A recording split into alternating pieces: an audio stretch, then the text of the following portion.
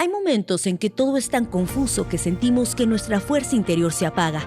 Soy Isaura Retana y estoy aquí para acompañarte a encender de nuevo tu luz. Nadie te dirá cómo vivir, sino cómo sanar. Este es un llamado urgente a construir una existencia plena. Esto es SOS, Mente y Corazón. ¿Qué tal? Muy buen día, bienvenidas y bienvenidos a SOS Mente y Corazón. Hoy les preparamos un capítulo más en el que les pido que me acompañen en los próximos minutos. Estamos con contenido en YouTube, Spotify, Facebook y también tenemos una cuenta en Instagram. Así que por favor sigan nuestras redes sociales y compartan este capítulo. Si les gusta, también regálenos un like. Esta tarde me acompaña Ana Terán, que es licenciada en psicología. Ya tenemos tiempito de conocernos, Ana. Nos ha tocado además algunas entrevistas en el tema psicológico. Y bueno, pues como ustedes ya saben, yo les traigo a los mejores profesionistas porque Ana es una de ellas. Gran psicóloga en Durango. Gracias. Gracias, Isaura, por el tiempo y por la invitación. Siempre lo digo que me encanta que ustedes que son profesionistas, que se han preparado tanto, tú ahorita estás estudiando tanatología, me decías, nos regalen un tiempito para además llegar a muchas personas que a lo mejor no tienen o no han pensado en pagar una terapia, una consulta. Bueno, esta pudiera ser una buena oportunidad para detectarlo, ¿verdad? Así es, claro que sí. El día de hoy vamos a hablar de un tema muy interesante que ahora sí nos va a quedar a todos, parejito, ¿eh? Mujeres, hombres, niñas, niños, jóvenes, a todos nos queda este tema porque vamos a estar hablando de las heridas de la infancia. Yo les quisiera preguntar, vámonos a reflexionar un poquito en nuestra infancia, recordemos cómo la vivimos y qué sensación nos hace sentir. Hay un dolorcito, hay una angustia, hay un miedo, hay felicidad, hay momentos que pues nos duelen. Pues justo de eso vamos a hablar. ¿Cuáles son esas heridas que nos marcaron de niñas o niños y que en esta edad adulta pudiera estarnos afectando en algún rol de nuestra vida? ¿Verdad? Así pasa, ¿no? A todos nos queda, ¿no? El tema. A todos nos queda y todos tenemos algo que contar. Si bien a veces no lo identificamos como algo negativo, pero pudiera ser que ese es el conflicto por el cual yo estoy pasando ya como adulto en mi trabajo, con mi pareja, con mi familia, a raíz de una herida de la infancia. Así es. Y vamos a desmenuzar cada una de ellas. Hay 5 identificadas, ¿verdad? Hablando emocionalmente, que de eso se trata. Platícanos, por ejemplo, yo aquí tengo la lista. Vámonos una por una para irles explicando qué pudo haberte ocasionado esa herida y cómo se podría estar manifestando para que tú te identifiques. La primera, el rechazo. El rechazo, bueno, todas estas etapas que ahorita tú vas a ir nombrando tienen una relación directa, ¿no? Pareciera que una se parece a la otra, pero el sentimiento de rechazo se puede dar desde los primeros meses de vida, de los primeros años de vida, que es donde se instala toda nuestra seguridad que vamos a tener el resto de nuestra vida. Ojo, no quiere decir que si ya tuvimos esa experiencia, tenemos que estar condenados a siempre tener esa problemática, al contrario. El rechazo, ¿qué es el rechazo? El no sentirnos aceptados, el comentarios hirientes hacia nuestras personas, hacia nuestra persona, el tal vez hacer comentarios, ¿sí? Hacer comentarios, ya sea, ¿de dónde se vienen las heridas? Principalmente son de los padres o tutores, maestros, familia directa. O sea, aquí no le podemos echar la culpa a nadie más que la familia directa. Este rechazo lo podemos ver en una práctica en donde llega el hijo muy contento a platicarle al papá una situación y él automáticamente con su cuerpo, a veces no tenemos que decir nada, con el cuerpo lo aleja. No me abraces, me ensucias, traigo el traje del trabajo, la camisa es blanca, hazte para allá. Pareciera algo tan sencillo, pareciera algo tan pequeño, pero puede generarnos un sentimiento de rechazo. Nos marca. Así es algo que se queda en nuestra memoria y que de pronto es fácil saber que nos marcó porque lo recordamos si hay un dolor, ¿no? Así es. Si es que no se ha trabajado. Yo también añadiría en eso del rechazo tal vez cuando son más de un hijo o hija, que son varios y hay incluso una constante comparación, el querer que tú seas igual que el otro o la otra, pues te va haciendo como sentirte no aceptado con la personalidad que tú pudieras tener, ¿no? Sí se da mucho y más en estos hijos, se menciona mucho, ¿no? El hijo del medio que muchas veces puede... Ay, sí me diste en la llaga. Puede llegar a sentirse de esa manera, pero bueno, hay toda una explicación. De hecho, hay rasgos de personalidad que tienen que ver con el primogénito, con el segundo y con el último. Al parecer, el hijo último tiene más como capacidades psicológicas para enfrentar la vida. ¿Por qué? Porque el papá ya está y la mamá un poquito más relajados y ya tienen más experiencia. Pero ojo, no nos determina. El rechazo puede ser de un maestro. O sea, no solamente es culpar a los padres, ni se trata de que las heridas de la infancia vayamos ahorita con nuestra mamá y le digamos, por tu culpa, yo aguanto esto en el trabajo. No, al contrario, el punto aquí es que vamos a intentar sanar esa herida. Por eso no apague este capítulo todavía, porque si no sí vamos a ir corriendo a reclamar lo que pasó en la infancia. Y ahorita me diste en la llaga, porque yo soy la hija sándwich. Y sí es complicado, porque hay un trato diferente al que es primero. Es como que, bueno, pues siempre fue el más atesorado porque fue el primero, pero luego la más chiquita, y sí a los sándwich nos va un poquito mal, ¿eh? Sí, pero también son muy brillantes en muchas cosas, eso ¿no? Sí. También, no lo voy a negar. También sobresalen y sí hay toda una historia psicológica en donde tratan de llamar la atención en el sentido de afecto, ¿no? En donde, oye, también hazme caso a mí. Y les dan cierta independencia, entonces también esto en la vida adulta te funciona muchísimo, ¿no? Sí. El primer hijo, pues bueno, creo que ya ese es otro tema, pero también creo que más adelante sí sería importante también compartirlos, porque a veces creemos que el consentido es el que está mejor emocionalmente y no precisamente. O el primogénito también lleva muchas cargas, muchas porque lo quieren súper perfectito, ¿no? Y ya los demás los dejan más libres. Exactamente. Bueno, en relación también al rechazo, pudiera ser, y tiene tal vez mucho que ver con los embarazos no deseados, ¿no? El cuando se da una maternidad y una paternidad que no estaba en los planes, que creo que es la mayoría de los casos, ¿eh? Yo creo, y a ver, coméntenos ahí, ustedes qué opinan, que es raro cuando los hijos se planifican. Así es. Aquí en México, no solo Durango, México tenemos poca cultura de planificar una familia. Entonces los hijos nos llegan pues por sorpresa, ahora sí que por regalo divino. Así es. Y entonces a veces no estamos preparados, y esa falta de preparación o de asimilar el rol que vamos a enfrentar, pues nos hace conscientes o inconscientemente generar un rechazo. Sí, sí se da, y de hecho se pregunta en la historia clínica cuando se atiende a un paciente, muchas veces no tienen ellos la información, pero cuando son menores de edad y yo lo platico con las madres, oye, fue un embarazo deseado.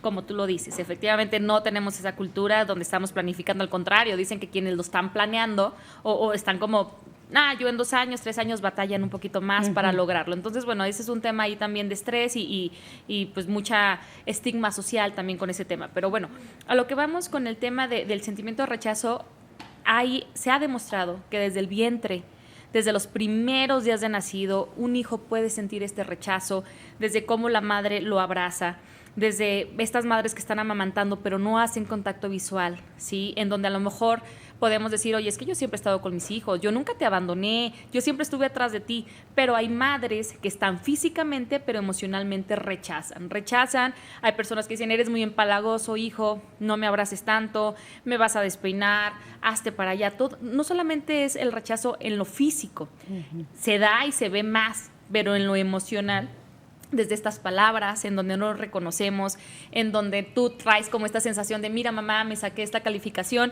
y dicen, sí, es lo que tenías que sacarte, o sea, es lo que... No hay un reconocimiento, que te valoren también. Exactamente, o también tiene mucho que ver con crítica, pero creo que va a ser un poquito más relacionado a las otras heridas. Entonces, bueno, el rechazo, ¿tú qué dirías? ¿Que es de lo más común que se da en estas heridas? Así es de lo que más se da, y bien por el ritmo de vida de los padres actualmente, también estos hijos en donde no sabemos quién nos los están educando, en donde los llevamos a una guardería donde son 30 niños, ¿sí? En donde pueden sentir que la maestra lo hizo para un ladito, pero no porque tenga malas intenciones, sino porque no puede prestarle.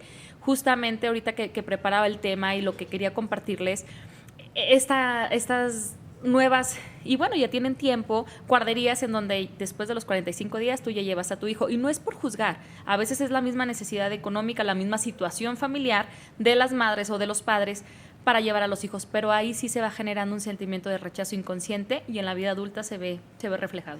Otro ejemplo de rechazos, antes de pasarnos a otra herida más de la infancia, creo que es cuando esperabas el sexo de un hijo o hija y no fue el que querías. ¿Me explico? Sí. Como quería una hija porque, no sé, ya tengo 2 hijos, o simplemente quería una niña y fue niño, y como que ese simple hecho me genera rechazarlo. Sí, pero sí tenemos que ver. Al principio puede generar esta sensación. De hecho, hay culpa, hay estas revelaciones en donde en lugar de ser felicidad, la mamá se suelta llorando y se va corriendo después de ponchar ese globo y ver que no y ahora era. Ya queda grabado, que es lo peor. Y queda grabado, pero sí hay que tener el contexto de que eso puede ser una emoción, una reacción.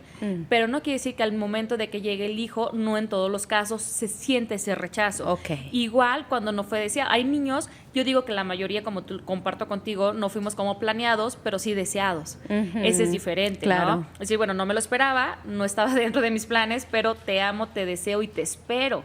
Porque si nos ponemos a agarrarnos de eso, pues tenemos muchos pretextos para pasarla mal en la vida adulta, y yo creo que nos sobran pretextos porque la vida es complicada, la vida hay muchos retos.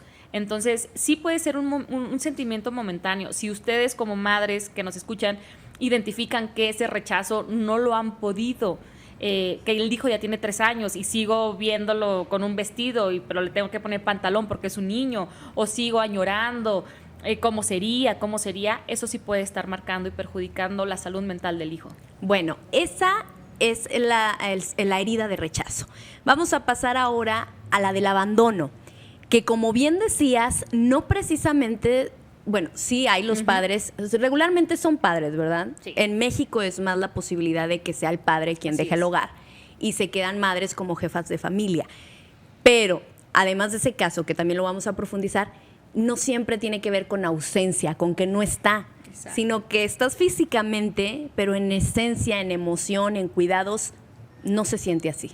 Exactamente, y lo dices también, que yo tengo pacientes en la consulta externa, adolescentes, y me dicen, es que sí, mi papá sí está con nosotros, mi papá sí desayunamos juntos, mi papá o mi mamá, como bien tú lo dices, muchas veces se da más en la figura paterna, pero no le tengo confianza, pero no me acerco con él, pero no me atrevo a decirle lo que pienso. Entonces, ese es también un sentimiento de abandono, en donde físicamente está mi padre, está mi madre, porque también se da mucho en las mujeres que están en el hogar, pero hay tantas actividades en donde tienes que lavar trastes y tienes que hacer y si eres ama de casa o tienes que salir a trabajar, en donde dice la madre, pues sí estoy con él, pero no estoy con él afectivamente. Por eso hay algunas estrategias que ya al final me gustaría como claro, decirles para no mezclarlo todo, pero al final hay estrategias en donde el tiempo de calidad es sumamente importante, pero es el sentimiento no tanto físico, si bien hay padres que ya no volvemos a ver en la vida, que se fueron a pagar el taxi y ya no regresan, pero pueden suplir las otras figuras paternas, otras figuras de la familia. Aquí es en lo emocional lo que más marca, ¿no? Porque sí, a lo mejor mi padre murió. Tengo una paciente que ella nació, a los 2 días se muere su madre, ¿no? Entonces ella ha trabajado mucho porque siempre ha sentido esta herida del abandono y tiene mucho miedo a ser abandonada y tiene mucho miedo que se muera, a la que le dice madre, pero es su tía quien se queda a cargo de ella, y ella dice, es que no sé por qué. Yo creo que a mí no me afectó que se haya muerto mi mamá, porque ella era una bebé muy chiquita, donde no había una conciencia como tal, pero hay huellas némicas. Estas huellas en donde no entendemos por qué sentimos lo que sentimos, en donde nos pasan cosas muy seguidas y decimos, bueno, ¿por qué siempre me pasa esto? ¿Por qué siempre me siento rechazada? ¿Por qué siempre me siento que me van a abandonar? Eso es ahí un foco rojo para pedir ayuda, porque probablemente se marcó en la infancia. Y ahorita que decías, qué buen ejemplo nos diste, porque a veces no es que mamá y papá no quieran estar. En este caso fue una defunción y de todas formas generó una marca, algo que nos sigue en la vida adulta y que puede estar afectando alguno de nuestros roles, tal como lo comentas. Este abandono de papá, físicamente, el que sí se va, me parece que también está muy presente en nuestra cultura. Sí.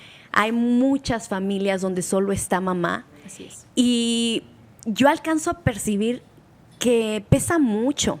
Al menos tengo amigas a las que veo que les pesa mucho y les pesa incluso en sus relaciones, en relaciones en las que viven la ruptura.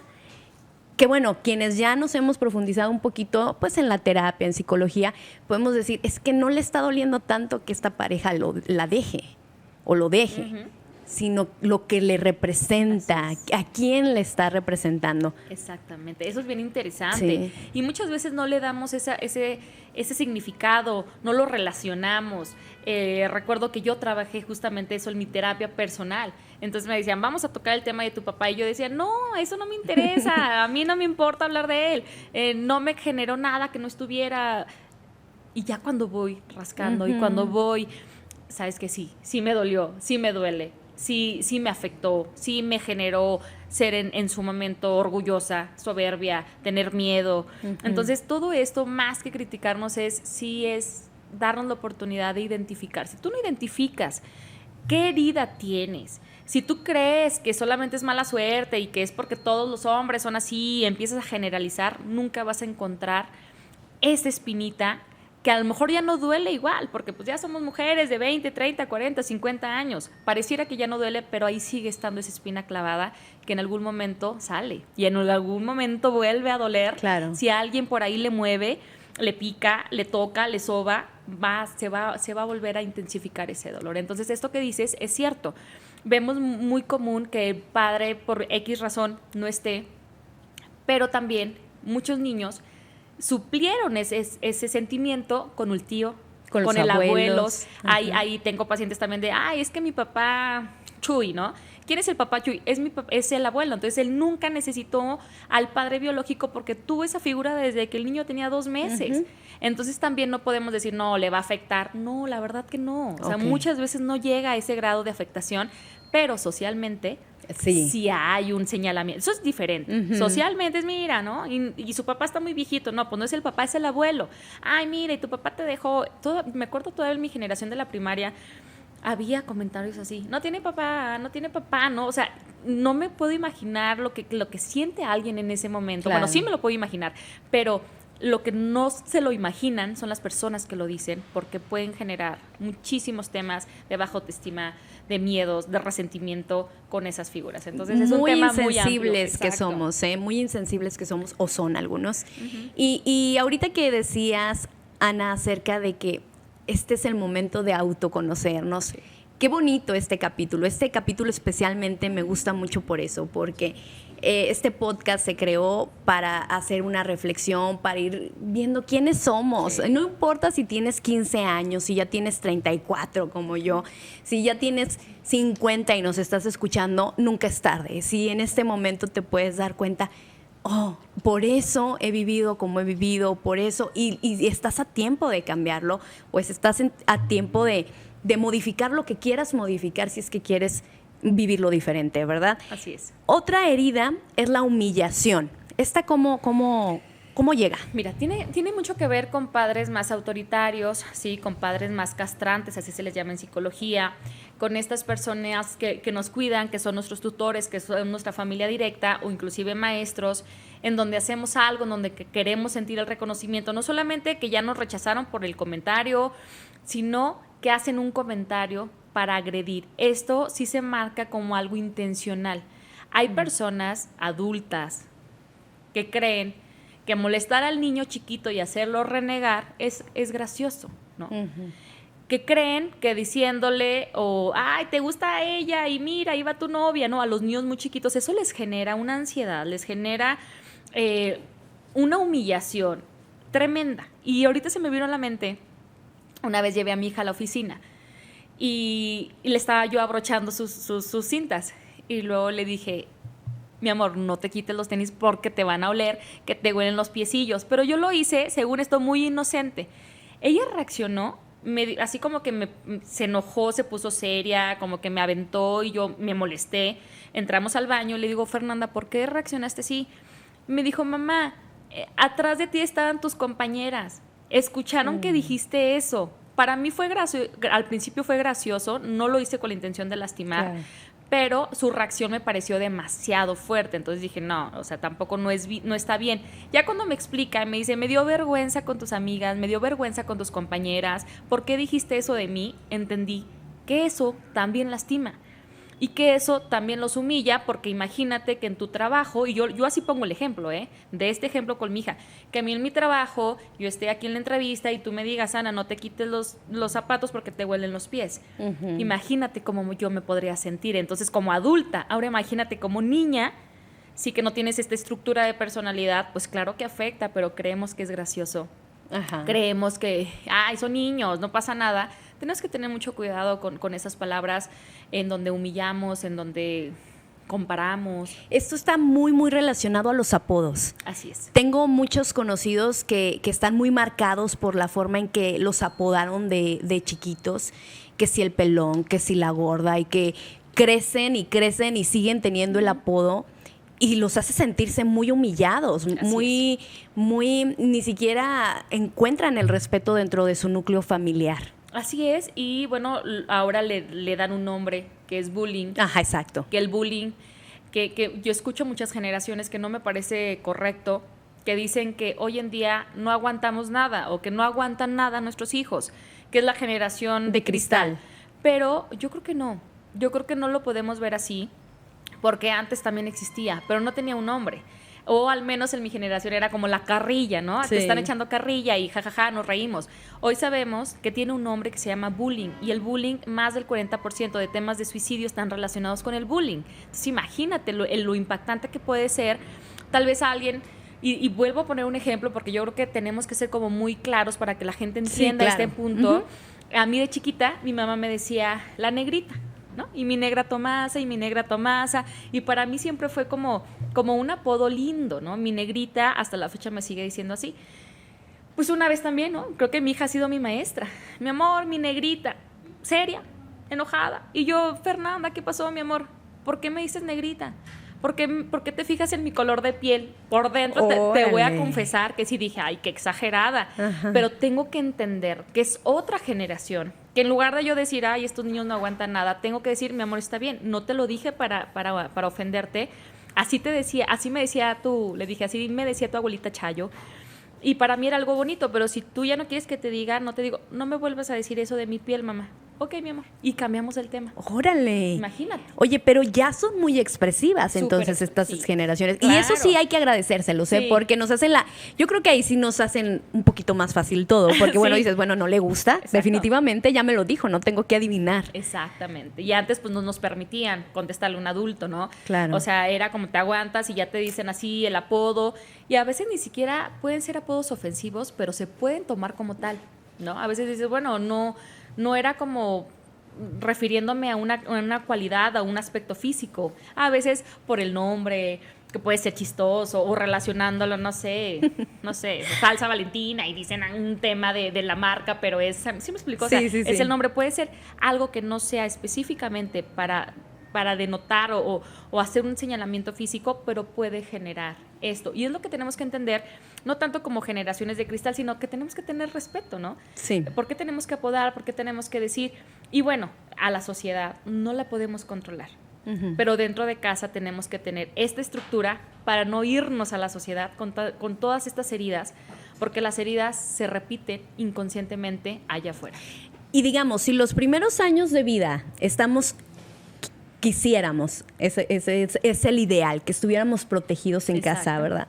Protegiéndonos del mundo al que vamos a salir una vez que vayamos a preescolar, a primaria, secundaria y así sucesivamente hasta lo laboral, que se sigue dando el bullying en el trabajo. Sí, también. Pero si desde ese punto familiar ya nos hicieron ese entorno tan tóxico, tan un infierno, imagínate cómo vamos a enfrentar las otras etapas de la vida. Así es. Aparte de enfrentarlas, reproducimos estos aspectos, ¿no? Entonces, donde hay madres, porque me ha tocado, porque he estado en escuelas también, en donde se les cita, se les dice, tu hijo está ofendiendo, dijo este apodo, se burló de un compañero, hizo llorar a la niña, y la mamá me ha tocado reírse y decir, ¡ay, qué sensibles!, ¿no? ¿Qué niños tan sensibles, maestra? ¡Ay, qué poco aguantan! Y es donde uno entiende por qué el hijo es así. Claro. Uno entiende por qué la soberbia del hijo, porque es el reflejo de nosotros, por más que digamos, esto no tiene nada que ver conmigo.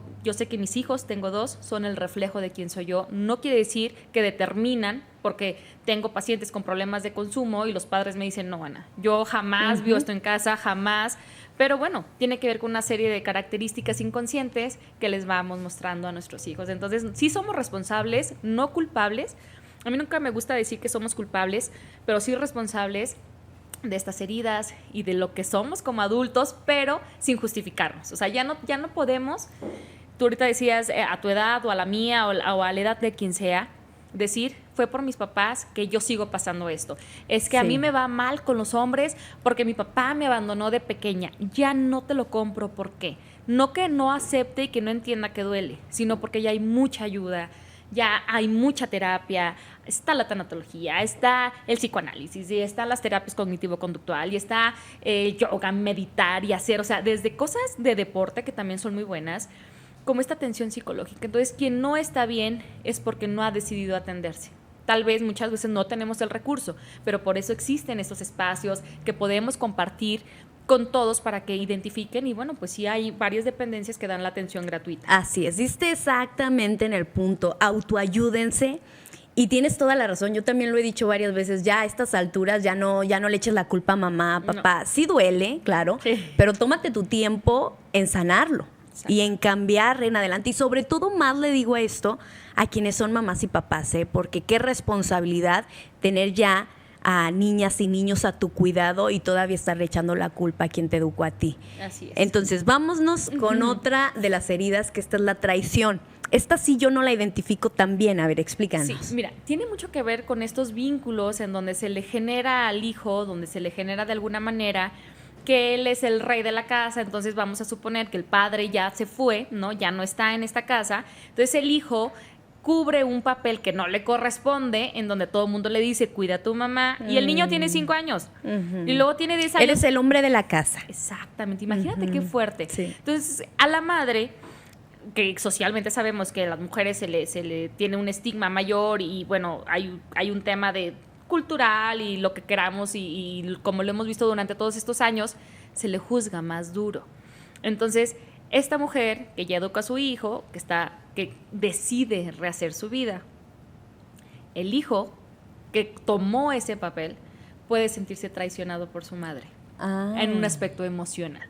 No quiere decir que todos los casos sean así, pero eso tiene el mayor impacto psicológico. Inclusive hijos que no pueden hacer su vida con ya de adultos, de no, a mí me va mal con las mujeres, no sé por qué. Pero ellos llegan a casa y tienen la responsabilidad, la culpa, el miedo de dejar sola a su madre. Y eso le pasa también a muchos varones, ¿no? Y no justifico. También hay hombres que se divorcian y la mamá le tiene su cuarto acomodado y arregladito como cuando tenía 20 años, y el hombre ya tiene más de 40, pero regresa a este espacio, ¿no? Pero en cuanto a lo principal que te decía es que toman un papel que no les corresponde, y cuando la mamá decide hacer su vida, yo lo he visto mucho en terapia, lo hacen escondidas. Tienen el miedo que el hijo vea que están saliendo con alguien, y digo, a tu edad, escondiéndote de tu hijo como si estuvieras saliendo con el amante, no es sano. Y eso se da mucho en la dinámica cuando el padre está ausente y el hijo le pones esta etiqueta de que es el hombre de la casa, pueden sentir eso. Igual pasa con las mujeres, se ve como menos en esta dinámica. El hombre se queda con la responsabilidad de la mamá hace su vida. Inclusive hay niños, ¿no?, que dicen, nunca vas a tener novio, mamá, o yo soy tu novio, ¿no? Imagina.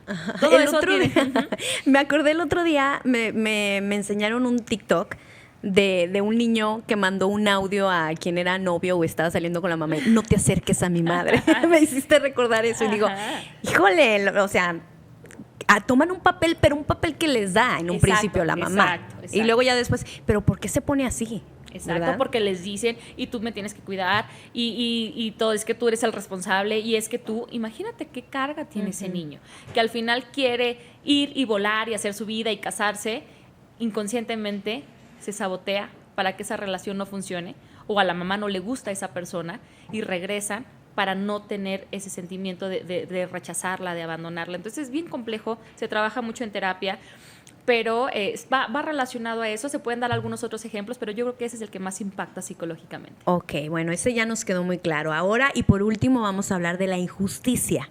¿Cómo se vive la herida de injusticia?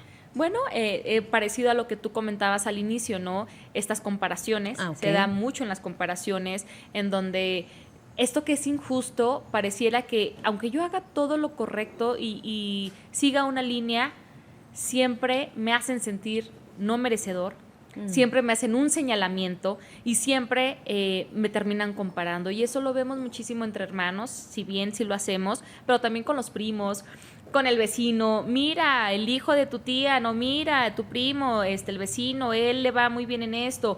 Y constantemente estarle repitiendo que no del ancho, ¿no? Entonces, es esta parte de donde sentimos injusto que pareciera que a pesar de que yo dé todo, nunca es suficiente.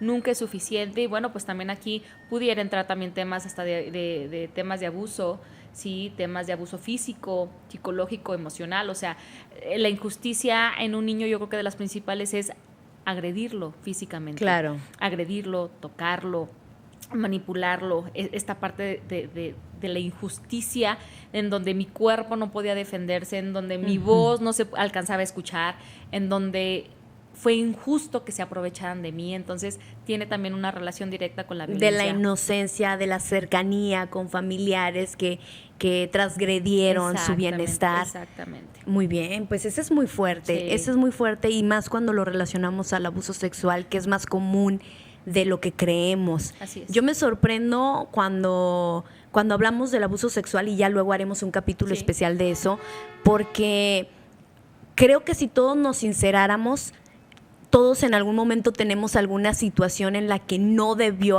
ocurrir y se dio un abuso en tu infancia.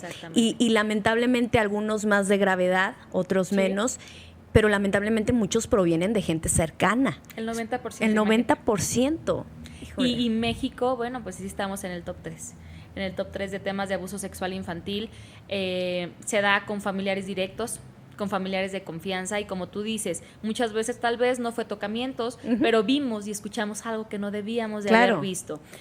Tal vez algunas palabras, tal vez algunos actos entre nuestros padres que también, y eso tiene un nombre psicológico, ¿no? Que es la primera escena primaria, tiene que ver con encontrar a los padres en un acto sexual o escuchar.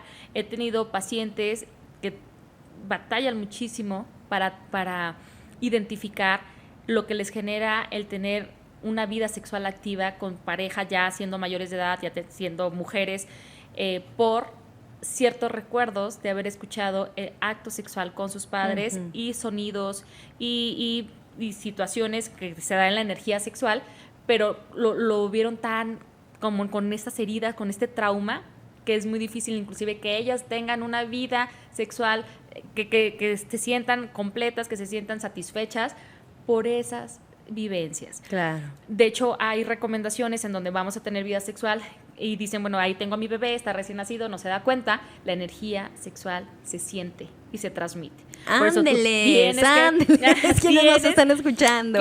Que dejar a tu hija a un lado, que se vaya en la salita, lo aventamos por ahí, nos estamos asomando, pero sí respetar. Súbele a la bocina. Exacto. Ponle y más porque los espacios de la mayoría de las casas también tenemos que ser bien conscientes en eso. Entiendo que a veces los espacios son pequeños, pero sí es bien importante porque sí marca. Sépanlo combinar, tampoco de aquí se vayan a agarrar para ya no vamos a tener relaciones, porque tampoco no hay que hacernos aburridos, pero sépanlo combinar, sean cuidadosos, porque sí es cierto, estas cosas pasan. Luego sí se genera el trauma de escuchar ciertas cosas, de ¿no? escuchar, de ver, de inclusive ver contenido. Me decía un paciente adolescente, yo sé que mi mamá no lo hizo por malana, pero ella cuando yo tenía 10 años me regaló un videojuego que estaba demasiado fuerte, demasiado intenso, en donde pasaban, o sea, eran cosas muy, muy fuertes. Yo después me hice fan de ese juego. Él me decía, yo me hice fan de ese juego, pero la verdad mi mamá no me lo tuvo que haber comprado. O sea, él reconocía que eso le despertó la mente a tal grado que él, bueno, tuvo ahí situaciones en su vida sexual relacionadas a perversiones y etcétera, fobias. Entonces, todo tiene que y ver. además ahora que ya estamos en un tiempo tan sexualizado, yo veo los videos musicales y de verdad que me quedo impresionada, y de pronto para los niños es bien fácil tener acceso a esos videos. Así cuando ya estás viendo pues traseros moviéndose. Todo. Es lo que no vemos, me espanto, sí. pero también hay que tener en cuenta a qué edad permites que tus hijos vean cierto contenido, Así ¿verdad? Y bueno, vamos a hablar cómo repercuten estas 5 heridas, se las recuerdo: rechazo, abandono, humillación, traición, justicia. ¿Cómo repercuten en la vida adulta? Okay. Ya habíamos dado algunos ejemplos. Sí. La mujer que constantemente al terminar con una pareja se sumerge en un duelo profundo porque papá se fue cuando era infante. La niña tal vez que en el grupito de amigas, si no la invitan una tarde al cine, se le derrumba su mundo. Así ¿por qué? Porque tuvo un rechazo en su madre. ¿Qué otras formas se puede manifestar? Las más comunes que, bueno, efectivamente se genera un poquito ya en la vida adulta estas relaciones codependientes. Hoy en día se les dicen los jóvenes relaciones tóxicas, o la tóxica o el tóxico, pero se llaman relaciones codependientes, en donde toda mi vida y mis emociones dependen de una persona. Si esa persona no está, me genera una incertidumbre. Cuando yo estudiaba estos temas a mí me parecían muy interesantes, y me acuerdo mucho de un psiquiatra que decía: la codependencia es tan dañina como quien consume una sustancia, solamente que la persona no está consumiendo una sustancia como tal, sino es adicta a la otra persona, a la pareja, a los hijos, al esposo. Normalmente se da entre parejas. Entonces, relaciones codependientes, para que me entiendan más los jóvenes, relaciones tóxicas.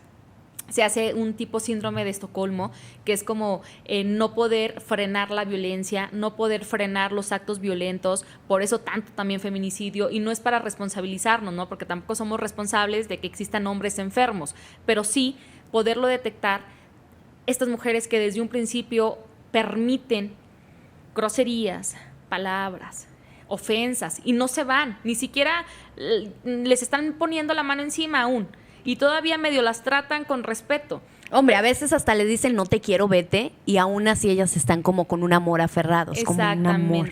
Y muchas veces lo dicen, y a mí me ha tocado trabajar con mujeres que han sufrido violencia, y me dicen: es que sé que no está bien estar con él, pero extraño estar con él. Extraño estar con él. Aunque había dolor de por medio. Había dolor, pero cuando yo no sé de él, cuando no me contesta un mensaje, cuando no me contesta una llamada, siento angustia, siento ansiedad. Entonces, relaciones codependientes sería una. Hay un tema de resentimiento y soberbia, en donde nos cuesta tanto vincularnos con el otro, porque tengo miedo que me abandones, porque tengo miedo que me dejes, porque tengo miedo que me rechacen, entonces yo te rechazo antes, entonces yo no me permito sentir, entonces yo no me permito ser amado. Entonces imagínate qué importante es identificarlo para que podamos tener relaciones sanas, no solamente en pareja, sino con el jefe. A veces con el jefe, con el compañero de trabajo. Yo escucho algunas personas en terapia que dicen: es que me va mal en los trabajos porque todos me envidian, ¿no? O sea, mis compañeras me envidian, y es envidia, y es envidia. Cuando lo analizamos en terapia, muchas veces no es eso, ¿no? Este sentimiento de rechazo constante que tú crees, y tú tienes la necesidad de ser aceptada y amada, y tratas de hacer todo lo mejor, y te das cuenta que eso no garantiza el amor de nadie, sino que es un miedo a que te dejen, que haces todo. Se pueden también derivar personalidades obsesivas compulsivas, hacer todo perfecto. Estas parejas que se hacen súper eficientes, así como que casi soy tu esposa, tu novia, tu amante, tu secretaria, tu asistente, sí, porque quiero cubrir todo para que jamás se te ocurra dejarme. Entonces, imagínate lo desgastante, lo pesado. Son mujeres que también físicamente, pues hoy en día, y no me dejarás mentir, socialmente tenemos mucha presión, claro, de un cuerpo, de una estética, de estar, de operaciones, de vemos mujeres con cinturitas, con cuerpos, y yo respeto mucho la cirugía plástica y quien lo decide, pero socialmente es muy fuerte para las mujeres tener este estereotipo, porque pareciera que una mujer con esas características va a ser una mujer amada. Y yo siempre les digo, tal vez sí más deseada, pero no te garantiza el amor de nadie, ¿no? Entonces es también un tema bien interesante que ojalá que un día podamos compartir, porque nos ha afectado mucho como sociedad. Lo vemos desde las niñas. Yo he ido a dar pláticas con niñas de secundaria y les he preguntado que cuáles son sus metas, y me ha impresionado que la mayoría de ellas dicen operarse. ¿De verdad? Operarse. En la última, el Día de la Mujer, que fue en marzo, el año pasado, Eso me dijeron más de 30 niñas en una secundaria técnica de aquí de municipio. Es como si estuvieran poniendo sus expectativas a la felicidad, la aceptación, el amor. Exacto. Está en mi físico, en el cuerpo. Como me vea. ¿Por qué? Porque si tú y yo entramos a redes, pues vemos personas hermosas y se ve todo. ¿Por qué crees que existen tantos filtros, no? Uh-huh, o sea, que claro. ¿Por qué? Porque nos estamos ahí diseñando. Tuneando. Yo ya no subo fotos sin filtro porque, ay Dios, pero ya la realidad no es así, ¿no? Claro. Ni somos lo que se ve en redes, porque siempre ponemos lo más bonito. Sí, las redes sí son pura pantalla, la verdad. Y eso confunde, no solamente eso, familias, o sea, que aparentemente se ven tan felices, tan amorosas, y sabes realmente que no es así, pero bueno, socialmente es como mostrar una cara. Aquí es identificar que si estás en una relación codependiente, si estás teniendo ciertos rasgos de sentimiento de abandono, si tienes la necesidad de complacer, probablemente tengas una herida en la infancia. ¿Cómo las transformamos y las sanamos? Sobre todo, ¿cómo las sanamos para que de verdad sea algo que se supere? Y luego las transformamos para que no afecte nuestro presente y nuestro futuro. Primero, yo me atrevería, si bien no todas las personas están preparadas para la terapia, ¿sí? Yo no puedo decir que solo la terapia te va a sanar, porque no es correcto decirlo de esa manera. Si bien tengo que reconocer que la psicología es una ciencia, que es un acompañamiento terapéutico, que a veces nos encontramos con malas praxis, con personas que no son tan profesionales, es cierto, pero no quiere decir que un proceso terapéutico que tiene bases científicas, que es una rama de la medicina, si tú te dejas acompañar con un especialista, con un experto, tú puedes aprender a identificar, a sanar a través de ejercicios, a través de reconocer. A mí me acuerdo mucho mi psicóloga, me decía, si no reconoces esas heridas y tus sentimientos, ¿cuándo los vas a trabajar? Dice, no, pues es que no tengo nada, no siento nada. A ver, ráscale, ¿no? Y la verdad que es un reto ir a terapia. Sí. Es el mejor regalo que yo tuve, porque gracias a eso decidí estudiar psicología, gracias a eso sané muchas de mis heridas, que no te puedo decir que hay cicatrices que si bien ya cerraron, aún duelen cuando las tocas, pero eso no garantiza, determina, ni tiene por qué perjudicar tu vida adulta. Si tú lo permites, claro que lo va a hacer. Y tu generación, y la de tu hija, y la de tu nieto, y la de tu bisnieto. Todo el mundo va a traer esa carga emocional. Así como el cáncer es hereditario, también las cuestiones emocionales. Entonces, ¿qué podemos hacer para transformarlas? Primero, identificarlas. Si yo no sé cómo o no he podido cómo, pues ir con un especialista, claro, con un profesional. Porque tal vez haya una negación. Exacto. Aún escuchando todo lo que ya dijimos, tal vez, no pasaba, mi mamá no me rechazaba, y le justifiquemos, exacto, ¿no? Hay que reconocerlo, aunque sea un momento de dolor, más vale pasar por eso y luego ahora sí trabajarlo, ¿no? Sí, y cuesta, porque cuando uno vive ese proceso en terapia, yo me acuerdo que había ciertas terapias tan dolorosas que yo ya no quería ir. Ajá. Dice, ay, es que esta psicóloga me hace sentir y recordar y pensar y hablar de mis padres y de lo que viví, de lo que vi, pero entendí que era la única forma de yo contactar con mi propio dolor, reconocerlo, saber que eso no me hacía ni menos ni más por haber tenido o no tenido a mis padres o sí, o lo que, la historia de cada quien,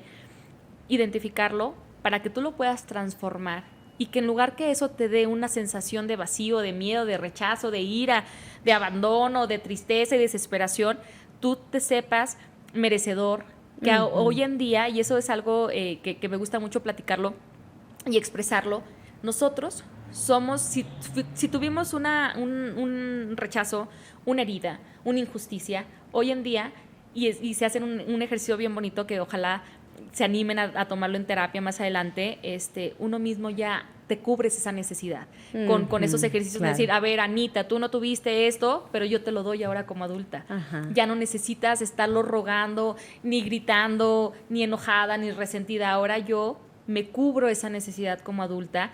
Y bueno, los hijos también, y no quiere decir que todos sea su ideal tener hijos, pero también los hijos nos dan la oportunidad de volver a escribir la historia, de hacer la historia diferente. Si a ti no te gustaron estas heridas, no lo repitas, porque es bien común repetir patrones, es bien común decir, mi mamá era bien fría, yo también.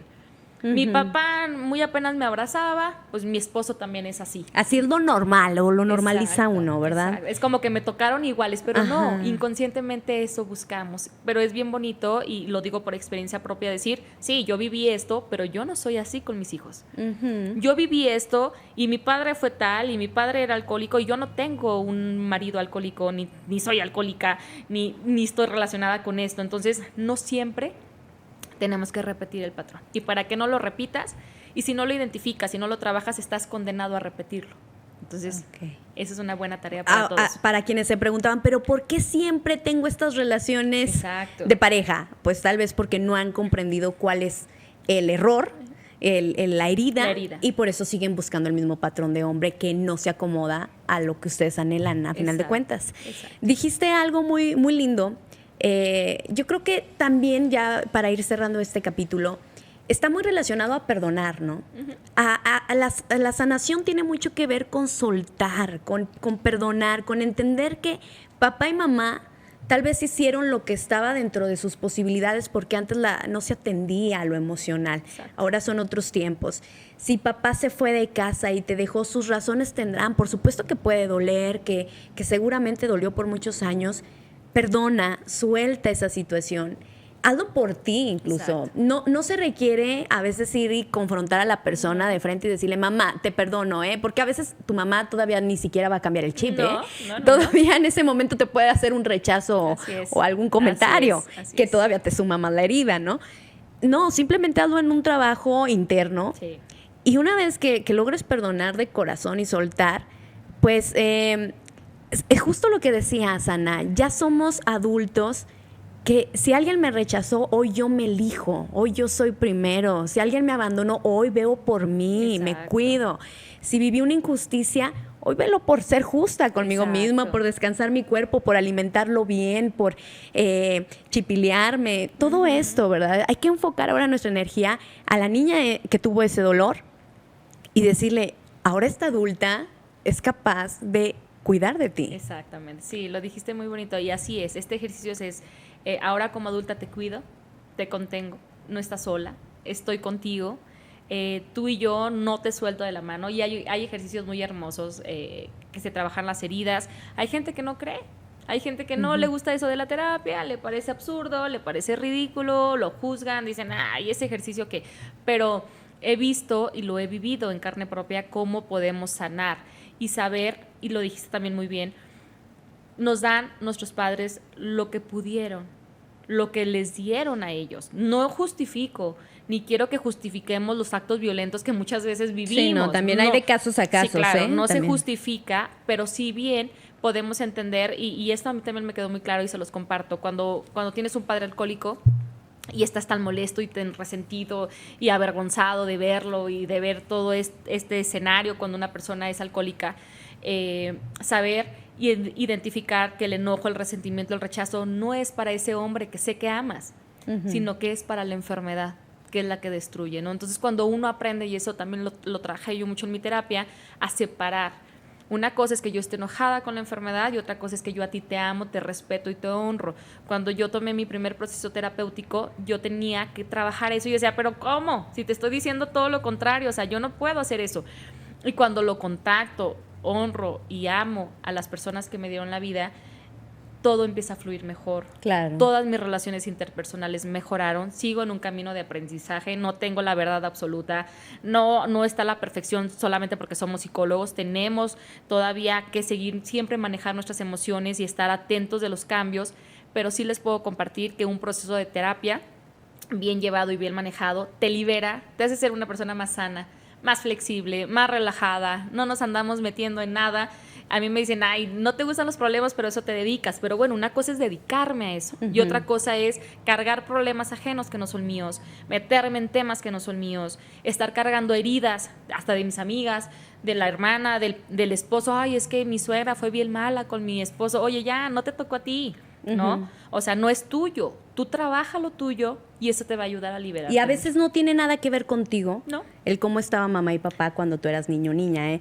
Les voy a platicar rápidamente. Una vez me pasó que llegué a casa con mi hijo y yo estaba muy, pero muy cansada por el trabajo, por el ajetreo y todo. Y algo me comentó y yo me sentí muy desesperada y le dije, ya, algo así. Y me proyecté a mi niña cuando en algún momento mi mamá me hizo eso. Te juro que vi un rayito así que me iluminó y dije, mi mamá no estaba enojada conmigo, porque en ese momento yo no tenía nada de enojo con mi hijo. Estaba cansada. Tenía a su mente otras cosas que ella no sabía desenredar y que su forma era, pues tal vez portarse así conmigo. En ese momento dije, no era yo. O sea, el problema no fui yo en ese momento. Mi mamá estaba cansada y yo obviamente no lo podía entender porque era una niña, pero ahora sí. Y ahora puedo yo cambiar el chip, dejar de responsabilizar a otros y hacerme cargo de mí y hacer lo mejor que pueda y seguir escuchando lo que me sirva para ser mejor mamá. Así que tomen ese ejemplo si les sirve. Saludos a mi mamá que la amo y no se pierde los capítulos. Y te agradezco mucho, Ana. Esta fue una muy bonita charla. Creo que además fue muy útil para quienes nos estén escuchando. Si ustedes, aún con todo lo que platicamos, ya se dieron cuenta de que tienen ahí algunas cositas que sanar, vayan a terapia. Hay algunas terapias que son gratuitas además. Y bueno, pues busquen ayuda, de verdad, si sienten que esto ya les está generando una depresión o un estado que los puede llevar a algo más todavía grave, ¿verdad? No normalizar, no normalicen. Exacto. Hay que buscar, bien lo decías, hay muchas instituciones, está ahorita el Instituto de Desarrollo Humano y Valores, que están todas las direcciones unidas justamente para atender temas de salud mental. Entonces, al principio no sabíamos por dónde venía la cosa, hoy sé, porque estoy dentro de, que es para atender con más claridad, ser más certeros con temas de salud mental. Entonces, pues nada, ¿no? Hay que buscar estos lugares, hay que salir también, no van a llegar a tocarte a tu casa, hay que salir, hay que lavarnos la cara, hay que despertar y buscar lo que necesitemos buscar para estar mejor. Dejar de ser zombies caminando por la vida y buscar realmente la plenitud o momentos felices. Digo, no siempre somos felices, aun cuando estemos en una buena etapa, pero aceptarlo y vivirlo más plenamente que podamos. Así que nos despedimos. Gracias, Ana. Espero que te haya gustado y que nos vuelvas a acompañar, ¿eh? Muy bien, ya dijo. Pues nos despedimos, gracias por acompañarnos en estos minutos, un excelente tema, déjenos sus comentarios. Agradezco a Librería Ochoa por prestarnos estas instalaciones para realizar este contenido y por supuesto los invito a seguir nuestras redes sociales. Nos vemos la próxima semana con más de SOS Mente y Corazón. Soy Isaura Retana, hasta la próxima.